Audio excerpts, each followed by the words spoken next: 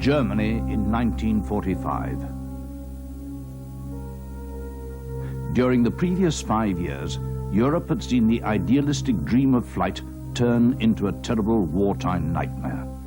But this was not the end, rather a new beginning. For from this destruction, German aviation has blossomed afresh.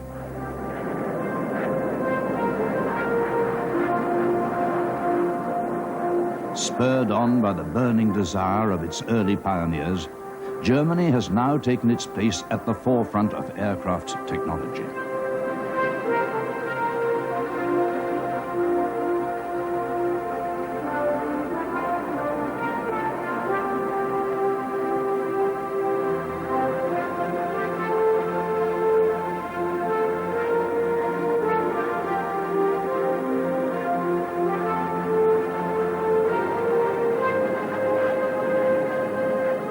Today, two massive corporations dominate German aviation. MBB, Germany's largest aircraft conglomerate, and Dornier, the country's last independent aircraft producer. Companies started by two of Europe's great aviation giants, Willy Messerschmitt and Claude Dornier. Of the two men, Claude Dornier's career was the longest, spanning the whole spectrum of aviation development from the airship to space exploration. Born in 1884, Dornier was a most reluctant genius. His first ambition was to be an architect. Dornier's school record was, however, undistinguished. Yet after leaving school, he enrolled at the Munich Technical University, where he gained an excellent engineering degree. It was on a trip to Lake Constance in 1910 that Dornier first saw Count von Zeppelin and his airships. Zeppelin had become a national hero in Germany, and despite many setbacks, was pioneering the development of lighter-than-air flight. Dornier, inspired by this charismatic figure, applied for a job. To his surprise, he was summoned to Friedrichshafen. At this time, many airships were being lost through a new and mysterious problem, metal fatigue. Claude Dornier came up with a new type of metal flange that both reduced weight and added strength. It was this breakthrough that enabled much larger Zeppelins to be constructed, so paving the way for both military and civil development. In the following years, the Zeppelin company went from strength to strength, and regular passenger services were started to many European cities. New endurance records of up to 24 hours were set, and from 1910 to 1914, 35,000 passengers were carried on routes spanning thousands of miles. Dornier was soon promoted, and as head of the test department, he solved yet another crucial problem, that of handling an airship in strong ground winds. It was 1913 when Dornier came up with this unique design for rotating an airship hangar as it floated on a reservoir of water.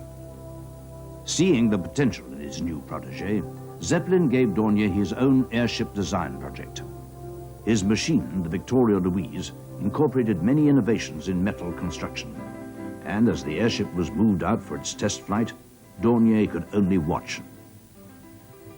After initial tests, the order was given for takeoff. With the full complement of passengers on board, the Victoria Louise's first test flight also proved a great success. This airship carried out many civilian trips before its final conversion to military use. The German people soon became captivated by these great airships, and many thousands would gather at Friedrichshafen to watch their departures. Amongst them was a young boy whose name was also to become synonymous with German aviation, Willy Messerschmitt. Born in Hamburg in 1898, Messerschmitt had always been fascinated by flight, and at the age of 11 was present at the first German air display, where the Wright brothers' aircraft were being demonstrated. Inspired by these early pioneers, Messerschmitt soon began to construct his own model gliders, basing his ideas on Germany's earliest pioneer of flight, Otto Lilienthal. Lilienthal is the unsung hero of world aviation. His work provided the first practical evaluation of actual flight and was used extensively by the Wright brothers. Lilienthal believed that one can only get a proper insight into the practice of flying by actual flying experiments.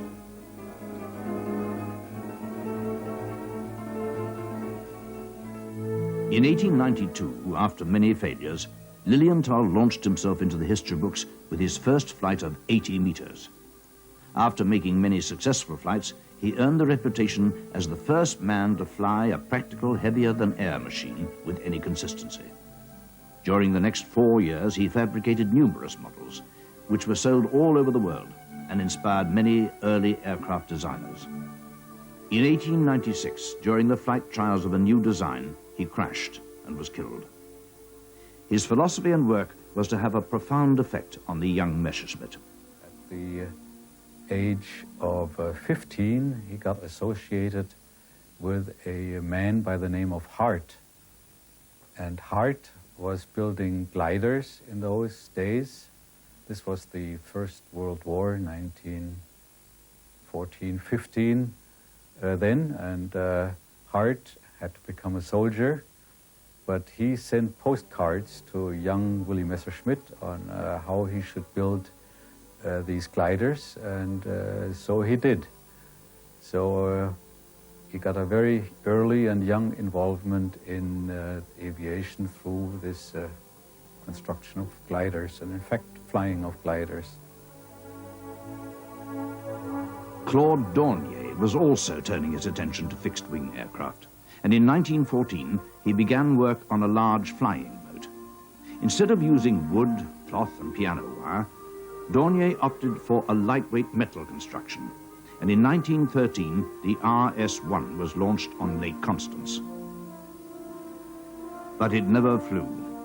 The night before the test flight, it was wrecked by a violent storm. Undeterred, Dornier constructed the RS-2, which made its first flight in 1916. The aircraft proved successful, and the RS-3 soon followed, containing the innovative tandem engine arrangement that was to feature largely in his later aircraft.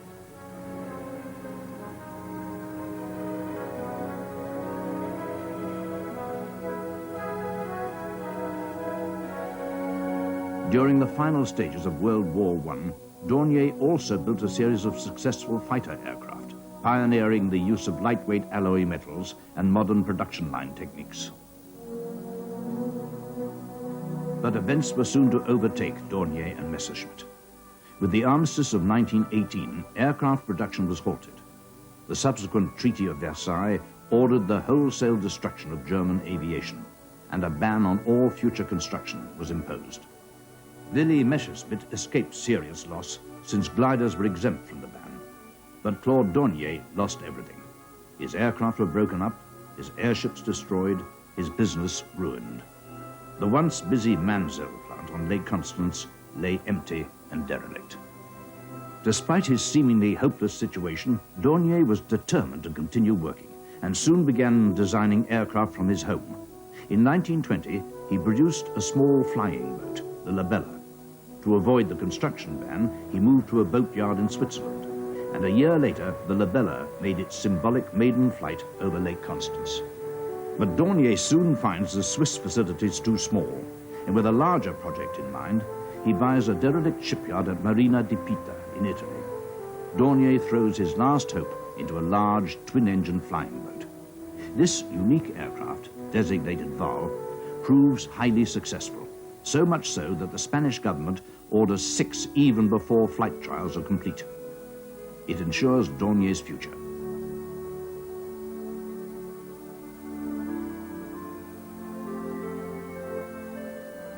The Val flying boat's solid construction and powerful engines made it popular with pilots. The first long-distance flights were attempted by the Spanish pilot, Ramon Franco, in 1924. But during his first attempt to cross the Atlantic, he was forced to ditch through lack of fuel. After 8 days, the Val was salvaged from the heavy seas, having sustained only slight damage. The crew's survival is a testament to Dornier's unique design. Throughout the 20s, a series of highly publicized expeditions were to earn the Dornier Company international acclaim. The Swedish explorer Amundsen used 2 Val aircraft in a daring attempt to reach the North Pole. But after 9 hours flying, he was forced to make a landing on the pack ice to refuel. One of the flying boats was damaged beyond repair. With only limited food supplies, the crew worked desperately to clear a runway for takeoff. After 2 weeks, the overloaded Val took off and managed to clear the pack ice. Landing in Spitsbergen several hours later, Amundsen declared that he owed his life to Dornier. A year later, a German pilot, Herr von Grono, made a successful crossing of the Atlantic, landing in New York without incident. In 1925 alone, the Val set 25 world records, including endurance, speed, altitude, and payload.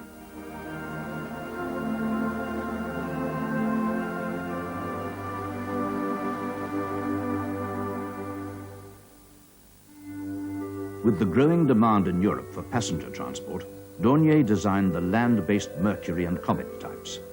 The latter proved particularly successful, and Air Lloyd, later to become Lufthansa, opened many new international routes using this aircraft.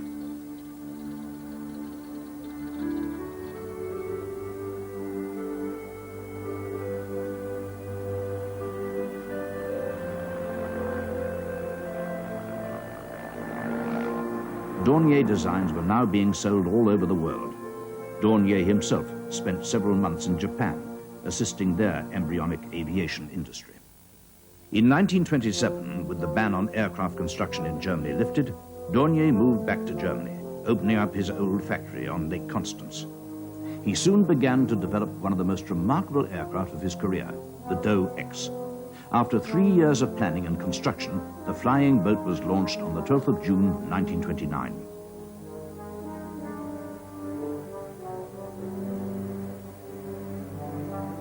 With 3 decks and a wingspan of 157 feet, the Doe X was the heaviest aircraft of its day.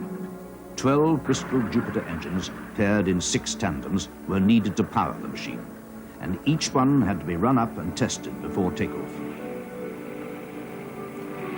After some brief maneuvering, he gave the order for takeoff.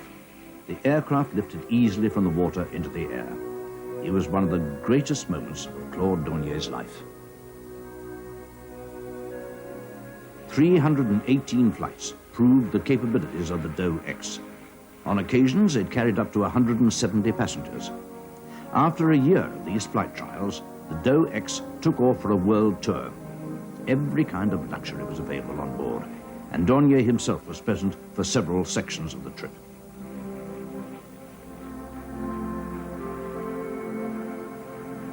After crossing the South Atlantic to Brazil, the Doe X flew north and arrived in New York to a rapturous welcome. Thousands of people came out to watch this giant aircraft circle the city. And after a successful landing, Dornier is given a hero's welcome.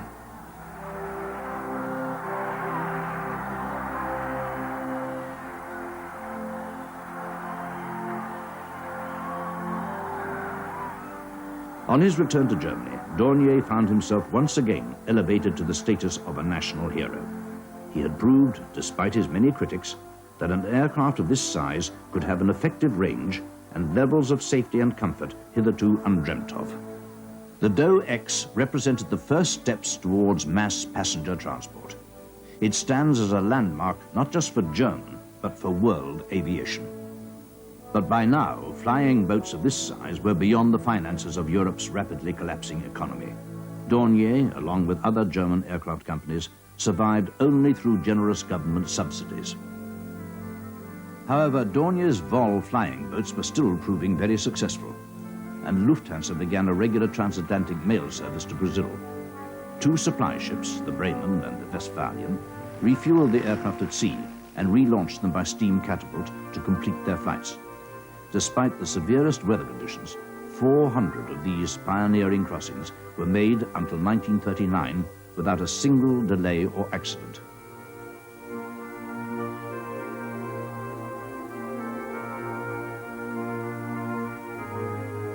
As well as upgrading his flying boat series, Dornier began work on a new land-based aircraft, and in 1931 he produced the advanced passenger transport, the Doe K.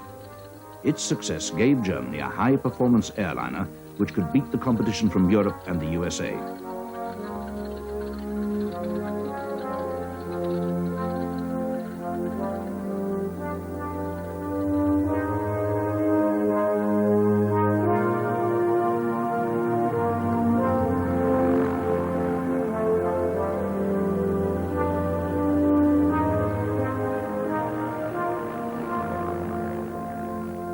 Dornier returned to flying boat design in the mid-30s and produced the DO-19. And after extensive testing, including severe sea trials, the DO-19 made a non-stop flight from the Azores to New York. The journey was completed in 22 hours and 12 minutes and marks the beginning of European transatlantic passenger service. The DO-24, which followed, was designed specifically to deal with the severe weather of tropical regions. It proved highly successful in the Far East and remained in service with the Spanish Air Force in an air-sea rescue role until 1969.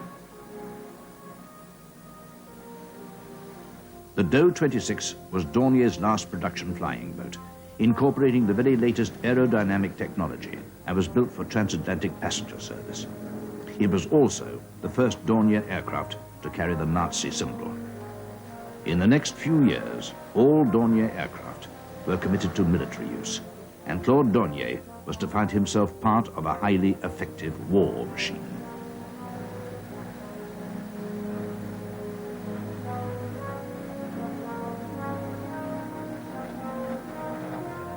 Throughout this period of Dornier's success, Messerschmitt still struggled for survival.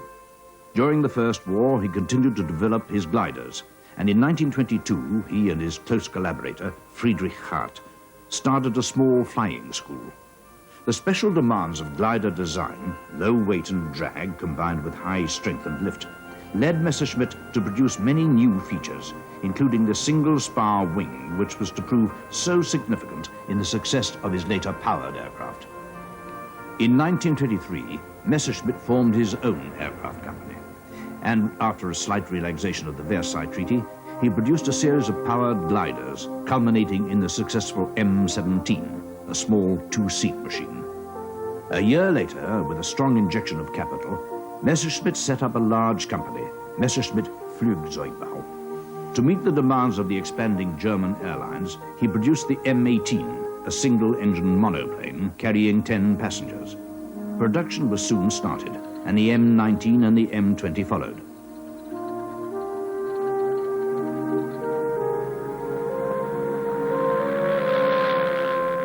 With the world slump of 1929, demand for aircraft dried up. Unlike Dornier, Messerschmitt found no government subsidy, and in 1931 he went bankrupt. But political events were about to transform Messerschmitt's life.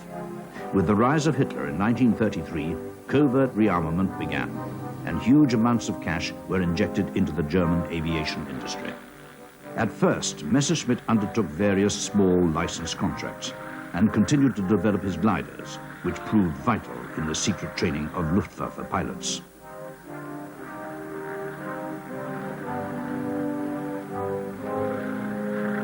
But in 1934, a new order is placed, officially for a training aircraft. There can be little doubt, however, of the government's intentions to produce an advanced trainer for the Luftwaffe. For Messerschmitt, it provided a golden opportunity to incorporate a range of new designs, including a leading-edge slat, originally a Handley Page patent, and exchanged by Messerschmitt for the single-spar wing design. All-metal monocoque construction, flush riveting, and a fully retractable undercarriage made the ME-108 the most advanced aircraft of its time. After testing and some modification, the 108 went into full production. Its small 240 horsepower engine could manage 165 miles an hour, an excellent power-to-weight ratio, and a tribute to Messerschmitt's background in glider design. The 108 became the standard trainer and communication aircraft during the whole of the war period. The design proved so durable that it went back into production in the 1960s and competed very favorably with modern designs.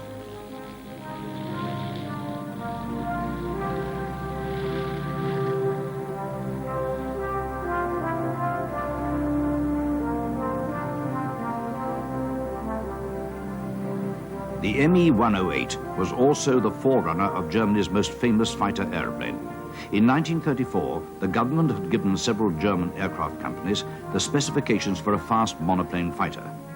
Both Messerschmitt and Heinkel produced designs. Heinkel had unsuccessfully tried to buy out Messerschmitt's struggling company in 1932, and now he poured scorn on Messerschmitt's design. At the fly-off between the two prototypes in 1935, the Heinkel 112 broke the world speed record. 3 days later, Messerschmitt's design won it back. The airplane was revolutionary by its very low weight and high power, again, like the earlier Messerschmitt philosophy, and also a good design for manufacturing, not with the very optimum aerodynamic shape, but with a good compromise to also allow mass production.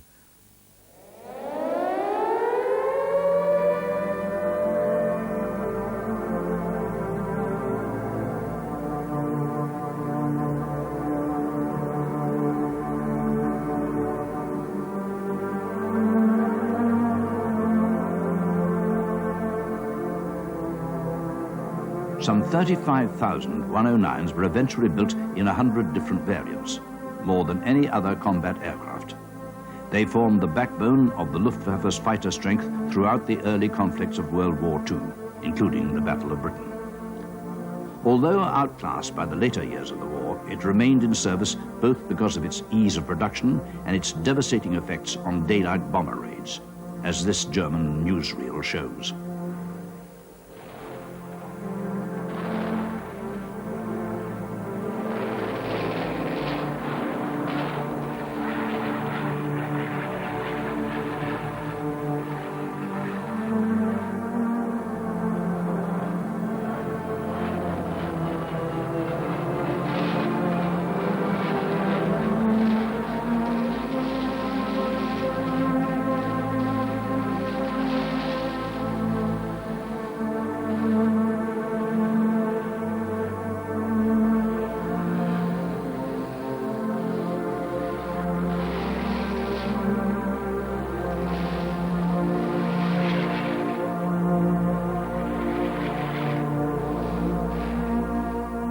The success of the 109 made Messerschmitt Germany's leading aircraft designer.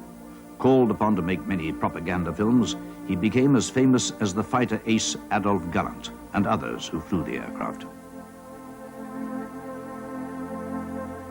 Messerschmitt's next project, the ME 110, dated back to 1934 and a specification given to him for a new combat aircraft.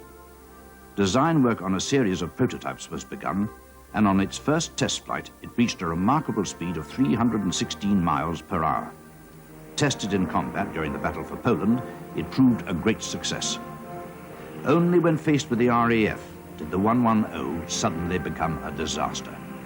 Outclassed by the Spitfire and Hurricane, it was soon necessary for 109s to escort the escort fighters. However, later in the war, it proved highly effective as a night fighter. A derivation of the ME 110, the 210, proved a failure for Messerschmitt. However, a new version, the ME 410, proved more successful and served as a destroyer and night fighter to the end of the war. One of the most remarkable of Messerschmitt's wartime aircraft was the giant glider, the ME 321. Following the success of airborne forces in 1940, the German High Command ordered the development of a large transport aircraft capable of invading Britain. Made of steel tubes, wood and fabric, the 321 could carry 33 tons, enabling small tanks and motorized units to be transported. Highly vulnerable and difficult to fly due to its vast control surfaces, the ME 321 never proved an effective design. The 323, fitted with 4 and later 6 engines, did go into production, but many were lost in combat.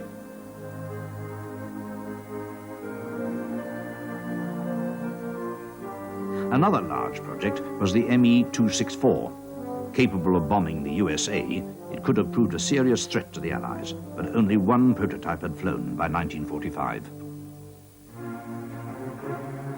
In the later stages of the war, German industry used all kinds of forced labor, including concentration camp victims. Many thousands of these people were used in Messerschmitt's plant. Although not directly ordered by Messerschmitt, he was certainly aware of their suffering. Messerschmitt's link with the Nazis had always been close. He owed his very existence to the vast aircraft orders placed by the German military.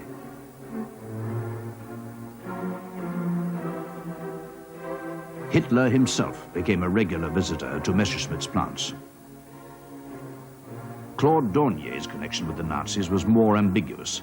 The Dornier Company had not been so dependent on military aircraft orders, and his personal attitude to the Nazis is not recorded. Apart from the continuing success of his flying boats, Dornier produced only one production aircraft series, based on the DO-17. Unlike other German aircraft at the time, the DO-17 was originally intended as passenger transport, but Lufthansa rejected the machine because of its cramped cabin. However, its high speed and maneuverability made it an excellent military aircraft. The Luftwaffe placed large orders, and mass production began in 1937. Despite its success in the early months of the war, the DO-17 soon proved inadequately armed, and Dornier produced an improved version, the DO-215, with a larger cockpit for greater visibility and a position for a rear-facing gun under the nose. Dornier's pioneering spirit was also to produce one of the most advanced fighters to fly in the war. The DO-335 was conceived to meet the demands for a high-speed, high-altitude interceptor. Dornier went back to a patent of 1937 for a unique twin-engined arrangement, one pulling from the nose and one pushing from the tail. In 1939, extensive trials with models began, largely to determine the effect of engine weight in the tail. Because of the rear prop, a tricycle undercarriage was essential. The first test flight took place in 1941, with Dornier anxious to see the results of this radical new design. After initial trials, the aircraft reached a speed of nearly 480 miles per hour, faster than any other prop aircraft of the war. Full production was ordered, although of the 60 that were completed, only 20 reached combat units by 1945. But this was not the end of Claude Dornier's involvement with this aircraft. The last surviving example was taken to America in 1946, where it was placed in store. 25 years later, Dornier brought it back to Germany and began its restoration. Despite the difficulty of spares, Dornier's engineers managed to reassemble the aircraft and return it to its original condition. It now stands as the only example of a tandem prop aircraft in the world.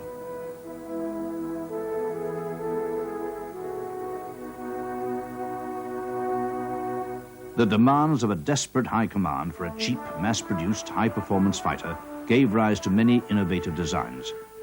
One of the most remarkable was the Me-163, seen here on an early unpowered test. The Me-163 Comet was conceived by Dr. Alex Lippisch, but production and later development was carried out by Messerschmitt. The aircraft was powered by one of the new generation of rocket engines. To reduce weight and drag, the Me-163 had no tail or undercarriage, taking off on a trolley which was later jettisoned and landing on a wooden skid.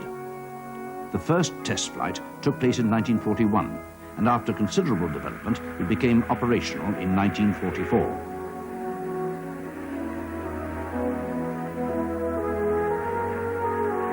But the aircraft had its dangers. The volatile fuel could dissolve the flesh of pilots and ground crew in a matter of seconds. The high speed of over 600 miles an hour made it difficult to control, and its short endurance, less than 1 hour, limited its effectiveness. In the end, the 163's inherent dangers led to more aircraft being lost in accidents than were destroyed in combat. Despite its drawbacks, 370 Comets were produced and proved a serious threat to the Allies. Able to outperform any of their escort fighters, it caused heavy losses amongst US daylight bomber raids. It remains to this day the only mass-produced rocket fighter in the world. But rocket power was soon to be surpassed by a new and rapidly developing power source, the jet engine. Messerschmitt's old rival, Ernst Haeckel, had designed and built the first jet aircraft, the HE-178, in 1938. Powered by a Junkers-designed turbojet, it had its first test flight on the 24th of August, 1939.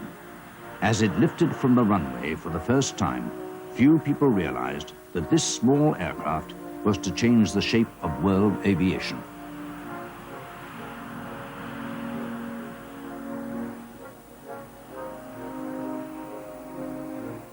With the HE-178's success, the race was now on to develop the first production fighter.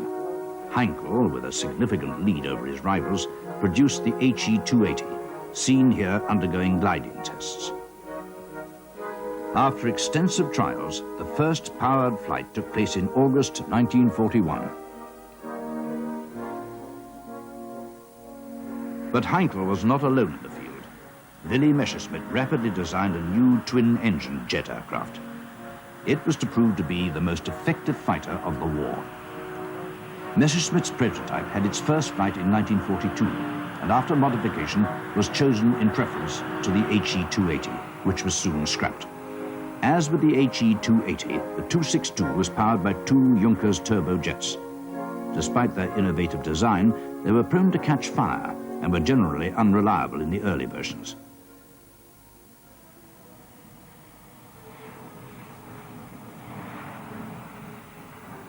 When the engines did work, the aircraft's performance was impressive. A rate of climb of 12,000 meters a minute and a speed of 470 miles per hour outclassed any Allied fighter. Crippled by fuel shortages and Hitler's insistence that it be used as a bomber, the 262 never lived up to its full potential. It represented both the height and at the same time the end of Willy Messerschmitt's career. In 1945, virtually all of Dornier and Messerschmitt's plants were destroyed. Both men were captured by the Allies and imprisoned for 2 years. The ban on aircraft production was imposed once again. German aviation lay buried beneath the rubble of its factories.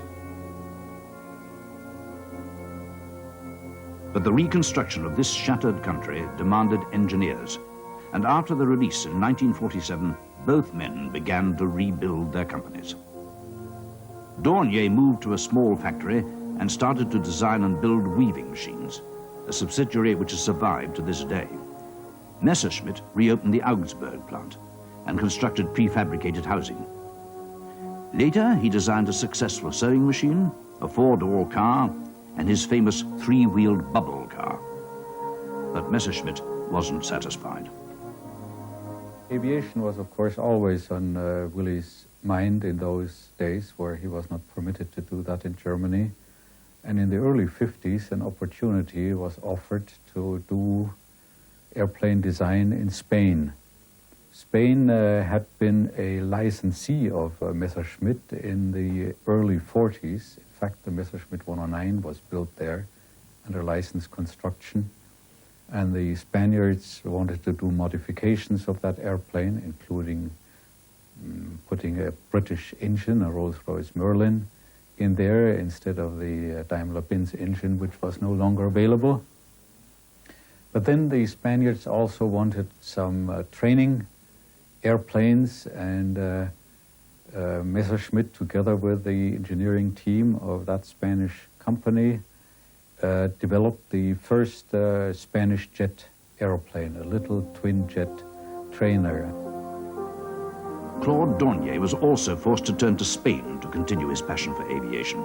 In 1950, he established a technical office in Madrid, and with the help of a German and Spanish design team, he produced the DO-25, a short takeoff and landing reconnaissance aircraft. The first test flight in 1954 proved a great success, and the Spanish government, echoing their earlier involvement with the VAL aircraft, placed a large order, once again ensuring Dornier's survival.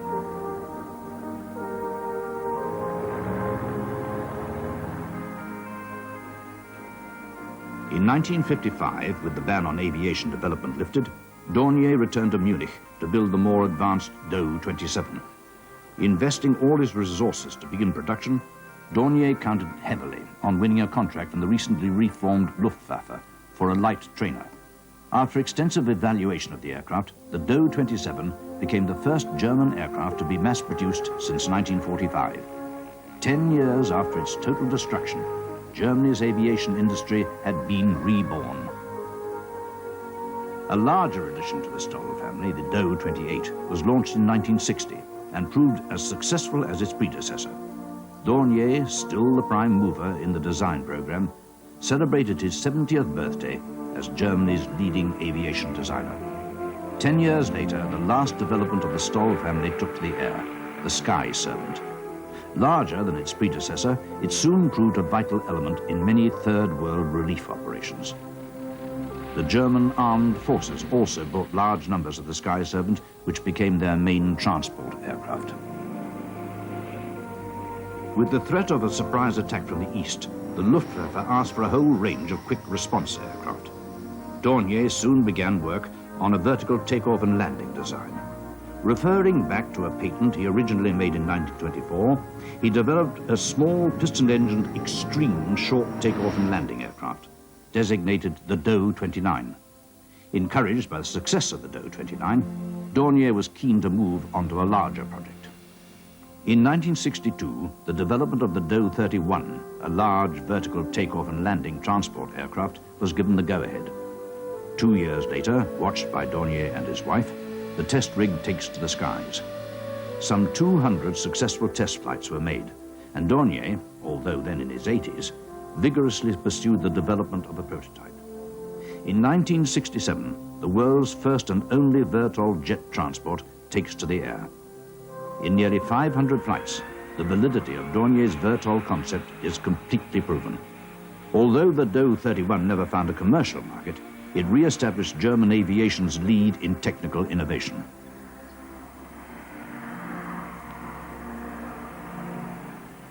While Dornier enjoyed success, Willy Messerschmitt struggled for survival. Despite a series of highly advanced designs, such as the X-1, a prototype VERTOL fighter developed in 1962, his company survived only by building aircraft like the Douglas Harvard under small license contracts with the USA. But things were soon to change. Then came larger license manufacturing programs. The biggest one was the Lockheed Starfighter program, American license, and that really helped to rebuild the company in a fairly big scale, considering the post-war situation. Messerschmitt's production soon began to expand. In 1955, he took over the Heinkel Company, writing the last chapter in their long battle. Other acquisitions followed, beginning a highly significant trend in European aviation. I think that was the start of the big wave of subsequent mergers which took place, simply because the number of projects which could be offered and which were available in the aviation business reduced. The designs were more far-reaching, while in the old days, about every year or two, a new design was done. Now a design was lasting for 10 or even 20 years. MBB, Messerschmitt Bölkow Blohm, was formed in 1969 to 1970 on that account. MBB has now become the largest aircraft manufacturer in Germany. Cooperation has also become international. The Chancel C-160, a large transport aircraft, is made in cooperation with Aerospatiale. MBB has the major stake in the design work and constructs the whole of the fuselage.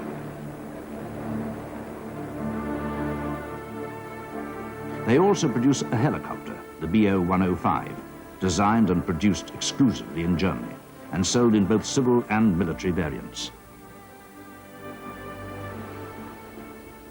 In 1970, having seen his company rebuilt from nothing, Willy Messerschmitt felt able to retire. Claude Dornier never retired, staying with his company until his death in 1969. His spirit as a manager of people and designer of aircraft had molded his company for 60 years. The Dornier Company survives today as the last independent aircraft manufacturer in Germany and remains at the forefront of aircraft design.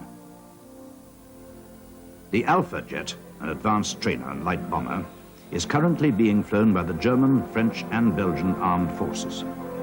In the late 60s, NATO recognized the need to standardize its various aircraft types.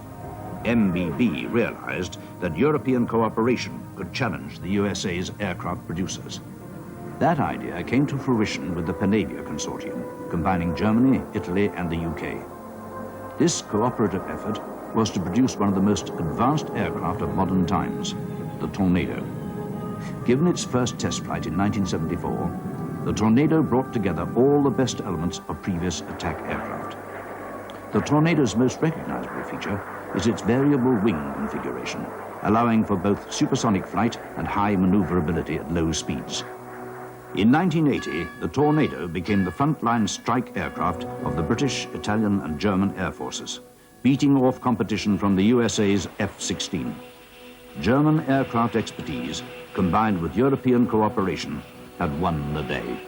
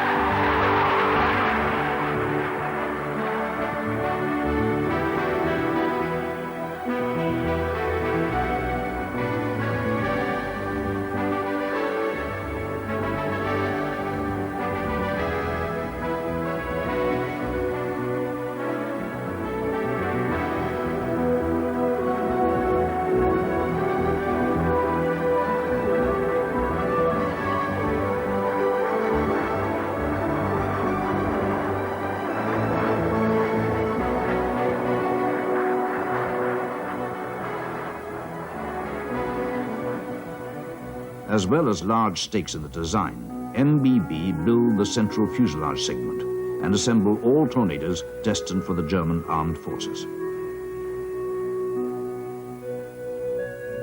They also have a major stake in the Airbus program, being partners with Aerospatiale and British Aerospace in the consortium of Airbus Industries.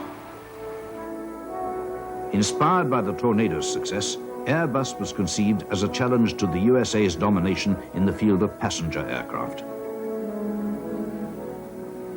Development began in the 1970s with the A300, a mid-range wide-bodied aircraft.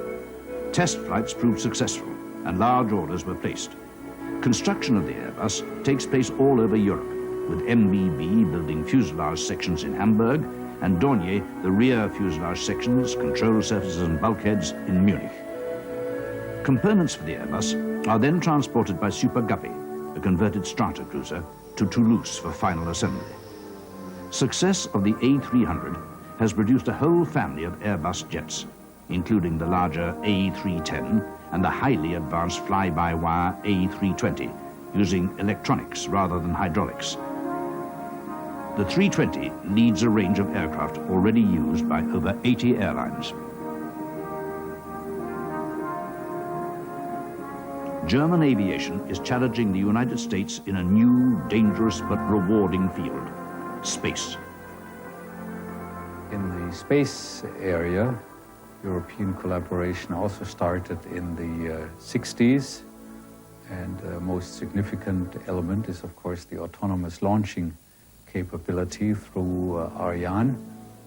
And it's quite significant that Ariane has developed into a commercial venture also, not just a government-run venture through the Ariane Space company, in which MBB is also a partner among many other European companies.